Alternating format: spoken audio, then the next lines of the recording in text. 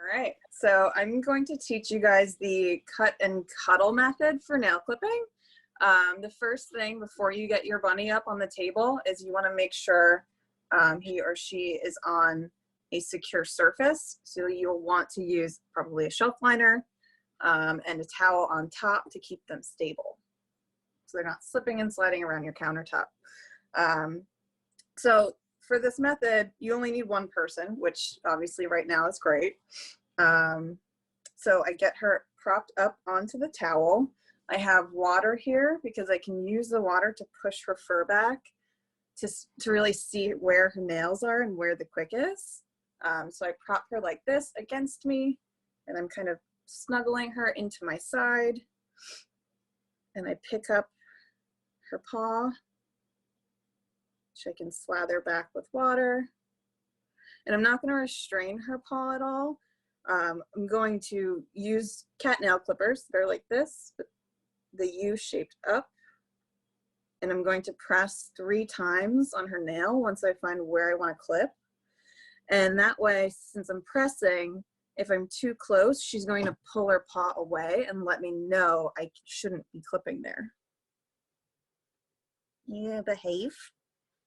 Can pat her, get her calm.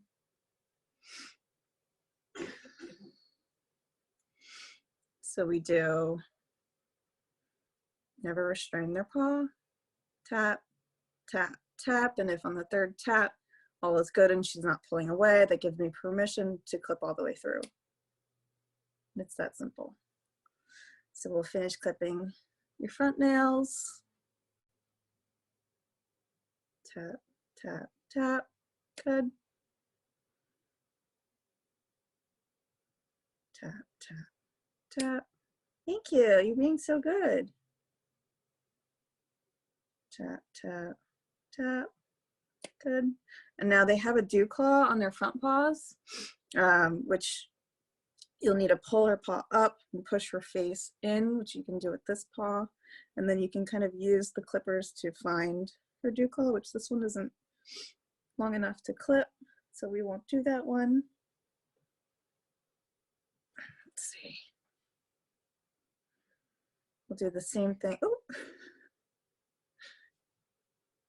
for this paw. Hey.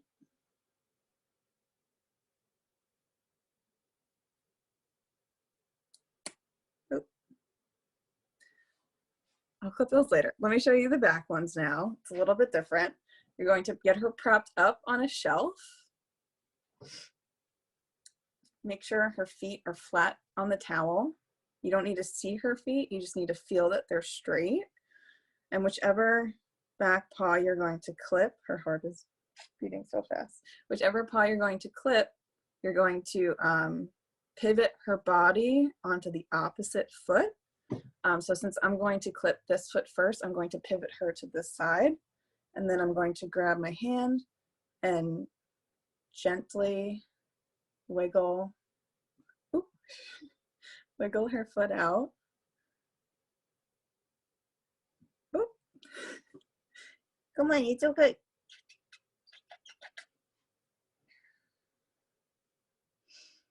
Wiggle, wiggle, wiggle, wiggle, wiggle. And then she should just leave it relaxed like that. So I'm not restraining her paw again. She can pull it away anytime she wants if she doesn't feel comfortable or if I'm too close. And it's the same thing with the back paws. You tap, tap, tap. Now I have permission to cut all the way through.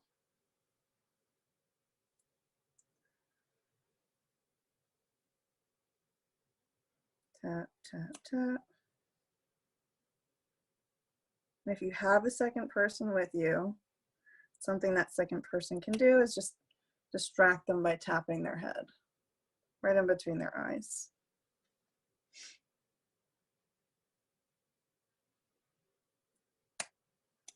And then once you're done with the back paws, you can jiggle it back, make sure it's flat, pivot her over to that foot that you just clipped, and wiggle out her other foot. And she should, thank you, leave it there.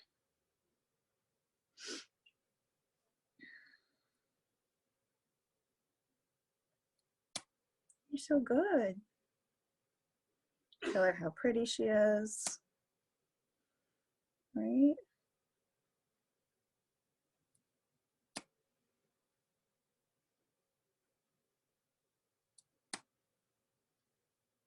And then jiggle it back. So that's nail clipping. And then you can give her a treat if she'll eat it. Here you go.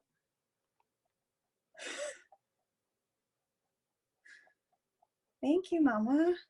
You're so good.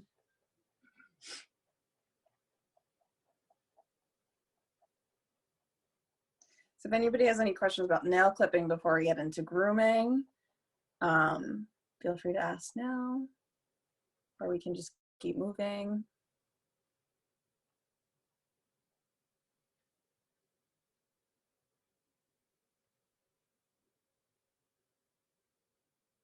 Okay, how we got into that position. So I have her like this way against my body, and I'm kind of hugging her. And then I use my hands to scoop her and create a shelf. I use my elbow to really brace myself onto the table, and I pivot her up like this, and I pat her. Make sure her feet are flat. You pivot her body towards the side that you're not going to clip, and you can very slowly jiggle her paw out, and she'll let it rest, and that's when you can clip.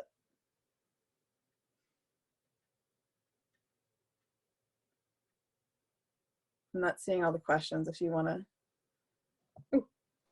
Yes. Okay. So my question, Katie, is why is it important to, I'm leaning forward to read my own question that I just typed. Why is it important to do it on a table or countertop? Oh, they'll always fight you on the ground or in your lap or on whatever you're trying to clip it in. If you don't have it on a high surface, they're either going to jump out of your arms and wriggle away, or you're just never going to be able to keep them still, and you could potentially harm them, or they can hurt themselves. Right. Absolutely agreed. And we might want Marianne to unmute and buzz in on this one. And Marianne, you don't have to turn the video on if you don't want. But Sandy asks, Riley won't stay calm on the table. How do you handle rowdy buns? And if we remember, the three of us went over and worked with Riley and Zoe in December. So what's your advice, Marianne and Katie, for rowdy buns? I would go very slow with them. Yeah, really slow. As Katie, hi everybody. As Katie pointed out in the beginning, it's important to establish your surface as being non-slip. Make sure that you have some sort of a non-skid mat under that towel, and you're going to put your rabbit on there. Let the rabbit sniff the towel for a few minutes. Let them explore their parameters and realize they're not on their territory. It's not, you know, it's going to take practice, and Katie's very well rehearsed at this. She does this a lot. It does take practice, and certainly we can all do this together again one day. And there have been times where I've taken my rabbits up on the table, set it all up. I know how to teach this, but there's been times where I've been able to clip 3 nails, and then he needs a break. He's just not taking it. So out of their 18 nails, right, we have 5 on each of the front, 4 on each of the back. It might take me 3-4 sessions to do a full pedicure with a difficult bun. Yeah. One of my rabbits, Milo, is extremely difficult. Sometimes he'll only let me do 2 at a time, and then he's like, I've had enough. Be slow. And the reason why we press also is because if a rabbit has black nails and you can't see the quick at all, that's a way for you to find out where it is. Also, once you press in it gently, it'll create an indent on their nail, so you can see if the rabbit pulled its paw away, that means you were too close. So you can see where that indent was, and that's when you know that you're going to clip less. Also, Katie, we couldn't see it from your angle, but when you were pivoting Moira up, the whole point of this technique is to work with the rabbit's own tendons. We know that rabbits are territorial, so you get them up. We know that rabbits will react if they feel pressure on their nail, and they'll flick that paw out of your hand if you're going to cut too close. With the pivoting up, if they're balanced on one foot and if they feel empowered to stand on one foot, the hope and the technique is that they will let you work on the other foot. So you have to kind of feel that the rabbit's balanced and that you're not pushing them over to one side when you lean in to trim. Mm-hmm. Marianne, can you tell me what is a quick, why I want to look for it? How do I look for it? The quick is it's the soft tissue underneath the nail. And like our hands, it's filled with nerve endings. So, and blood vessels. So if you cut it too short, it's gonna hurt like a bitch. It's not gonna kill them, but it will bleed a lot as well. So if they break a nail, sometimes it bleeds. If you accidentally cut too short,